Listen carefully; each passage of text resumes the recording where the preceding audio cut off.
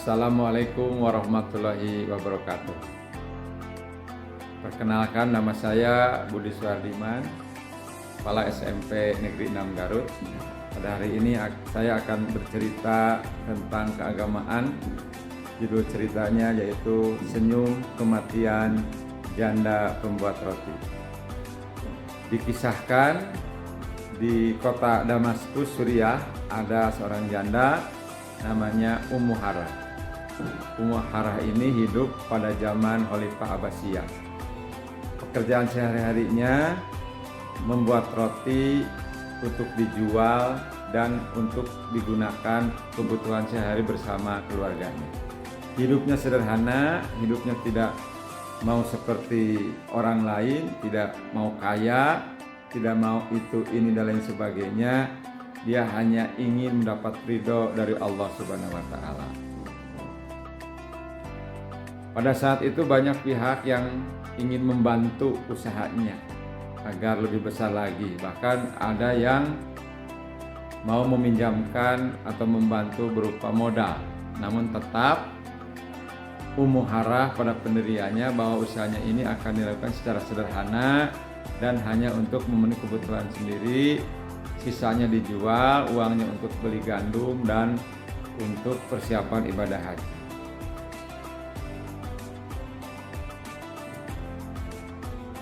Ummu Harah merupakan janda.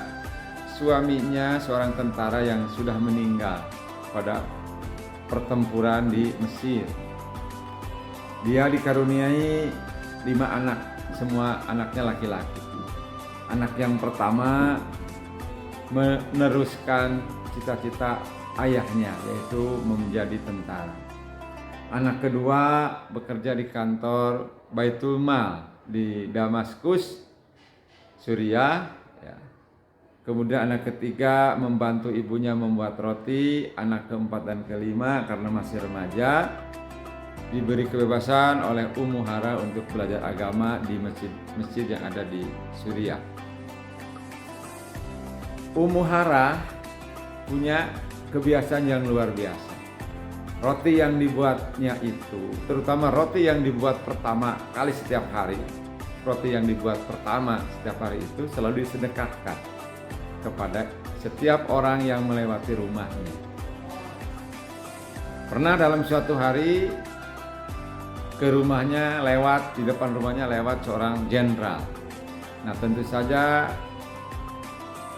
Ummu Harah dengan senang hati memberikan roti kepada jenderal tersebut, namun jenderal menolak.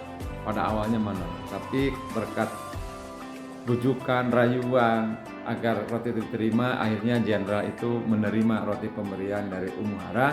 Apalagi jenderal itu tahu bahwa Ummu Harah itu istrinya seorang pejuang. Kemudian suatu hari lagi lewat seorang pengemis dan musafir. Nah, tentu saja Ummu Harah juga memberikan roti dan diterimanya roti itu oleh musafir dan pengemis. Dari mana kalian? Sudah makan belum kalian ini? Kata Ummu Harah kepada pengemis dan musafir itu. Ibu, sebetulnya saya beberapa hari ini belum mendapatkan makanan, hanya air yang saya minum. Begitu mendengar ucapan pengemis dan musafir itu, rotinya diberikan, bahkan ditambahkan dari jumlah semula. Kemudian pada hari-hari berikutnya ke depan rumah Ummu Harah ini lewat seorang putri dari kalangan bangsawan. Tentu saja putri itu dikawal oleh para penggawa kemudian para mayang, dayang, dan wanita-wanita cantik lainnya. Ummu Harah menghampiri putri itu dan kemudian memberikan roti buatannya sendiri. Wahai sang putri, terimalah sedekah saya ini berupa roti. Tentu saja putri itu menolak. Wahai ibu, tidak pantas ibu memberikan roti kepada kami. Seharusnya kamilah yang memberikan roti kepada ibu. Akhirnya dengan argumentasi, dengan bujukan, dengan penjelasan Ummu Harah, rotinya diterima oleh putri dari kalangan bangsawan tersebut. Setelah dicicipi, putri itu merasa kaget betapa enaknya roti ini.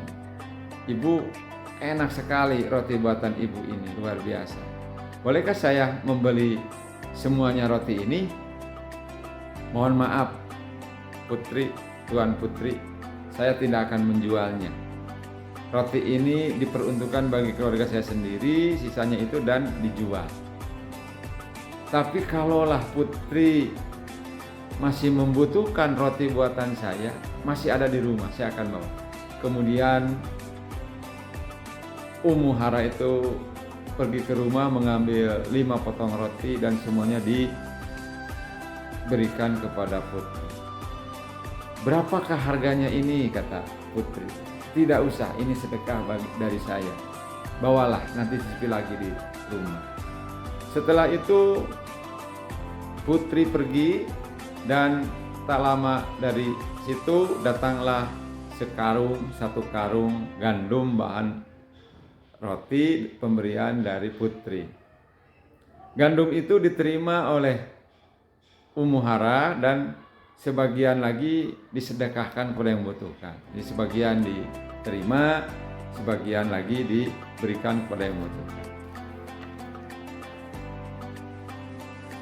Pada hari berikutnya datanglah keledai. Ummu Harah sudah melihat dari kejauhan ada keledai yang nampaknya kelaparan, badannya lunglai.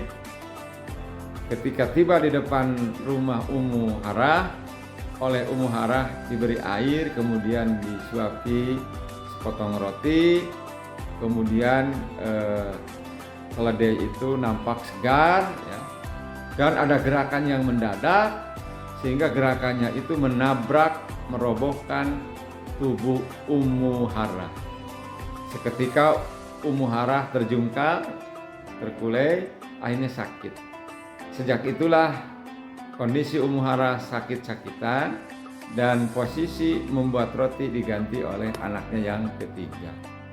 Ummu Harah sakit yang pada akhirnya meninggal dunia. Semua tetangga, semua kerabat, semua masyarakat merasa kaget melihat jenazah Ummu Harah tersenyum seperti meninggalnya itu diridhoi oleh Allah Subhanahu wa Ta'ala. Semua terheran-heran, bertanya-tanya ada apa gerangan. Bahkan ada yang menyebutkan bahwa senyumnya jenazah Ummu Harah ini akibat dari banyaknya bersedekah kepada yang lain. Tapi bagi Labib, tetangga di belakang rumahnya tidak percaya bahwa sedekahlah yang menghantarkan Ummu Harah masuk surga. Kata beliau, nanti saya akan tanyakan ke Ummu Harah sebenarnya apa yang menyebabkan Ummu Harah tersenyum jenazahnya itu. Suatu malam Labib itu bermimpi bertemu dengan Ummu Harah. Melihat Ummu Harah sedang terbang dan jatuh ke bumi, kemudian memakai pakaian yang serba bagus, wajahnya cantik sekali, tercium sangat harum, dan Labib bertanya, "Wahai Ummu Harah, apa yang disediakan oleh Allah untukmu?" "Surganya Allah," jawabnya singkat. "Allahu Akbar," kata Labib. "Kemudian apa yang menyebabkan kamu masuk surga?" Ummu Harah menjawab, "Yang menyebabkan saya masuk surga adalah saya pernah memberi makan keledai yang terkulai, yang lapar, yang hampir mati, sehingga dari itu hidup segar kembali, hidup seperti biasa. Itulah yang membuat saya masuk surga." Terima kasih. Wassalamualaikum warahmatullahi wabarakatuh.